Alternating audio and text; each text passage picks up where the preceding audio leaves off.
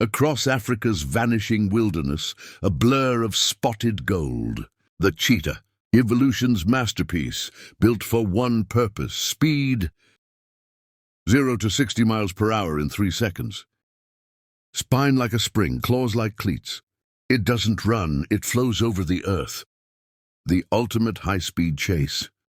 But this speed demands sacrifice, exhausted, vulnerable, often robbed of its hard-won meal. Solitude is its shadow. Fewer than 7,000 remain.